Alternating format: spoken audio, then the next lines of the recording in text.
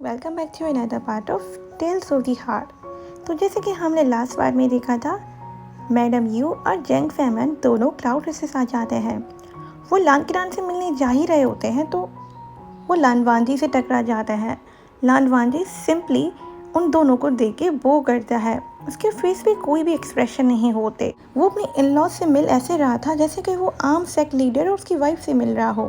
तो madam you इस बात को नोट करती है और उसके बाद वो उसे बोलती है, लानवांजी, मैंने तुम्हें लास्ट टाइम जब देखा था तुम बहुत ज़्यादा छोटे थे, अब तो तुम बहुत ज़्यादा बड़े हो गए हो और आई होप तुम उस तरह बिहेव नहीं कर रहे जिस तरह वो जिन सूशियान बिहेव कर रहा है। मेरा मतलब ये है कि तुम अपने फियोंसे की इंसल्ट तो नहीं कर रहे डिसिपल्स के सामने। जब ये चीज़ लानवांजी सुनता है, लानवांजी का फेस बिल्कुल भी चेंज नहीं होता। वो बस सिंपली ये बोलता है कि विंग के साथ मेरी मैरिज मेरे लिए एक बहुत बड़ा ऑनर है। पर उसका फेस अभी भी एक्सप्रेशन लेस होता है। तो मैडम यू और सवाल करती है। वो ये बोलती है कि मैंने तो सुना है तुम्हारा टाइम ज़्यादा विंग को पनिश करने में जाता है, क्या ये बात और ये फीलिंग तुम्हारे लिए ऑनर है? वो चीज़ सुन के लानवांजी की आंखें नीचे हो जाती हैं। उसके फेस पे अभी भी इमोशंस नहीं है। तो मैडम यू को ऐसा लगता है कि शायद ये बात सुन के लानवांजी को गुस्सा आ गया है। पर लानवांजी सिंपली बस यही जवाब देता है कि मैं डिसिप्लिन का इंचार्ज हूँ और अगर कोई भी क्लाउड रेसेस में अपने रूल्स को फॉलो नहीं करेगा और उनको ब्रेक करेगा तो उसे सज़ा देना हमारे रूल्स के मुताबिक सही है। और अगर विंग ने पनिशमेंट पाई है तो वो इसलिए क्योंकि उसने बहुत सारे रूल्स ब्रेक किए हैं और ये कोई इंसल्ट की बात नहीं है, ये तो फैक्ट है। ये चीज़ सुन के जेंग फैमन आगे आता है। वो अपनी वाइफ को बोलता है, मुझे नहीं लगता कि हमें इस बात पे कोई आर्ग्यू करनी चाहिए। वो अपनी वाइफ को एक नोइंग लुक देता है और उसे बोलता है, देखो ये सही है, ऑफ कोर्स हमें पता है विंग कैसा है और जंशा ने तो हमें सब बताया है कि विंग ने कितनी बार रूल्स को तोड़ा है, तो उनके रूल्स के मुताबिक विंग तो पनिशमेंट डिजर्व करता है ना। वो ये सारी बातें कर ही रहे होते हैं तो वहाँ से लानवांजी देखता है विंग भागते भागते लानवांजी की तरफ आ रहा था। वो लानवांजी का नाम जोर जोर से लेके लानवांजी के साइड में खड़ा हो जाता है और बोलता है, अंकल जेंग, आंटी यू, मुझे नहीं यकीन आ रहा आप दोनों यहाँ पे हो और मैंने आप लोगों को इंट्रोड्यूस भी नहीं करवाया लंचा से। तो जेंग फैमन उसे हंसते हुए बोलता है, हम पहले भी मिल चुके हैं लानवांजी से विंग। वो सुन के विंग बोलता है, ओह ऑफ कोर्स, और उसका फेस बिल्कुल रेड हो जाता है क्योंकि वो बहुत ज़्यादा नर्वस फील कर रहा था अपने फियांसे और अपने गार्डियंस पेरेंट्स के सामने। लानवांजी दूसरी तरफ वहीं खड़ा होता है जहाँ पे वो पहले से खड़ा था। वो अपने आप को बिल्कुल भी क्लोज नहीं करता विंग से।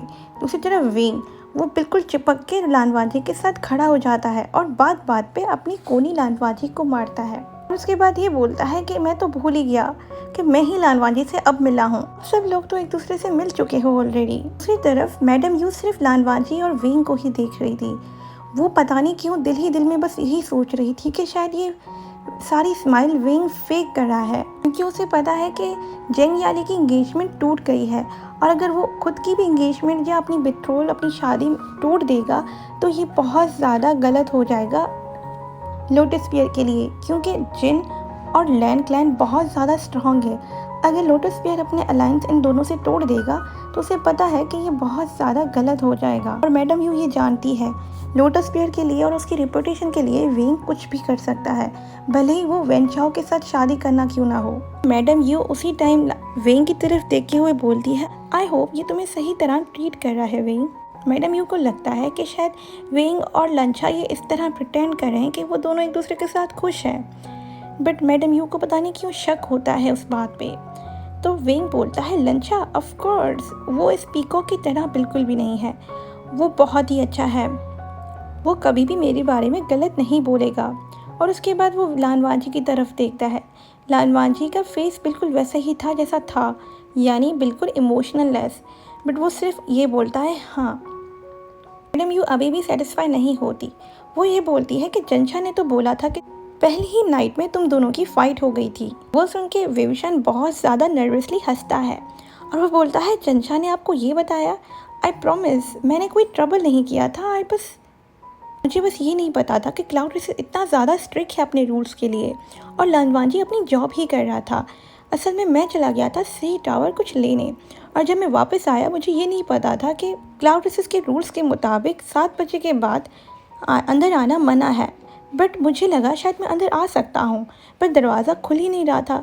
तो मैं रूफ से जैसे ही अंदर आ रहा था तो वहाँ पे लानवाजी खड़ा था।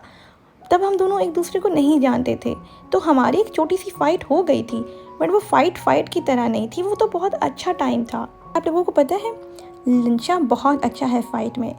जैसे कि मेरी एज के लोग कभी भी मुझसे फ़ाइट में जीत नहीं पाते, पर लानवाजी डिफरेंट है। उसकी फ़ाइट बहुत अच्छी थी और वो बिल्कुल मेरी तरह मैच है। उसके बाद वो लानवाजी की तरफ देखता है तो लानवाजी भी बोलता है, पर उसका फेस अभी भी बिल्कुल सेम ही था, पर उसका फेस बहुत ज़्यादा परफेक्ट जेट की तरह था। मैडम यू उन दोनों को ही देख रही थी और उसके बाद विंग बोलता है, कुछ भी हो, अगर हम दोनों अभी बहुत ज़्यादा क्लोज आए हैं वो उन सारी पनिशमेंट की वजह से ही, क्योंकि जब भी मैं कुछ गलत करता हूँ तो मुझे कोई ना कोई रूल्स कॉपी करने के लिए बिठा देते हैं लाइब्रेरी में।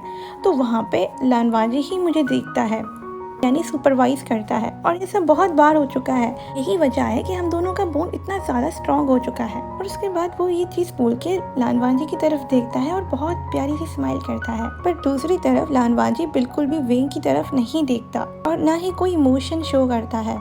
बस मैडम यू ये देखती है कि लानवाजी कितना टाइटली अपनी स्वॉर्ड को पकड़ा हुआ है और उसे ये लगता है कि शायद अपना गुस्सा छुपा रहा है लानवाजी। उससे पहले मैडम यू कोई और सवाल करे, जेंग फेमन उसे बोलता है कि ओके लिंचा, बहुत अच्छा लगा तुमसे मिलके। और उसके बाद विंग बोलता है, आप लोग कहाँ जा रहे हो? तो मैडम यू और जेंग फेमन उसे बोलते हैं कि हमें थोड़ा काम है, हमें कुछ डिस्कस करना है मास्टर लैंड से। तो विंग नोट करता है और साइड पे खड़ा हो जाता है। जैसे ही मैडम यू और जेंग फेमन लानकिरान के रूम की तरफ जा ही रहे होते हैं तो मैडम यू मन में बस यही सोचती है कि वो लड़का कितना कोल्ड है, वो बहुत ज़्यादा हार्टलेस है, वो बिल्कुल भी सूटेबल मैच नहीं है वेंग के लिए।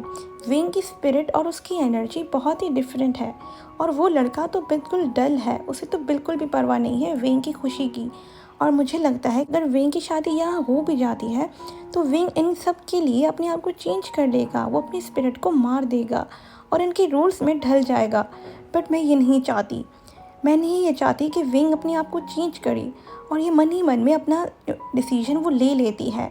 तो मैडम यू बस दिल में ये ठान लेती है कि वेंग की इंगेजमेंट यहाँ पे टुड़वा देगी, क्योंकि वो नहीं चाहती थी कि वेंग अपनी लाइफ यहाँ पे गुजारे, रूल्स के साथ गुजारे और अपने आप को बाउंड कर ले। यह सब सोचते सोचते वो लांकिरान के दरवाजे की तरफ आ जाते हैं। जैसे ही लांकिरान सामने देखता है मैडम यू और जेंग फेमैन को, वो उनको अंदर आने के लिए बोलता है। जैसे ही वो अंदर जाते हैं वो पहले ही वेविशान की पनिशमेंट डिस्कस करते हैं और उसके बाद जब वेविशान की पनिशमेंट डिस्कस हो जाती है तो वहाँ पे जिन कौशन भी आ जाता है। तो जेंग फेमैन और मैडम यू जेंग याली और जिन वेविशान की इंगेजमेंट वहीं ख़त्म कर देते हैं। जिन कौशन बहुत कोशिश करता है कि वो इंगेजमेंट ख़त्म ना हो, बट जिस तरह जिन वेविशान ने जेंग याली की इंसल्ट की थी, इस बात पे बिल्कुल भी बहस नहीं कर सकता था कि वो इंगेजमेंट स्टिल ऑन रखें, क्योंकि गलती तो उसी की बेटी की थी। जैसे ही वो सारी चीज़ें डिसाइड हो जाती हैं तो मैडम यू अपने हस्बैंड को एक उम्मीद से देखती है, बोलती है कि हमें वेंग का भी इंगेजमेंट तोड़ना होगा। तो जेंग फेमैन थोड़ा शॉक हो जाता है।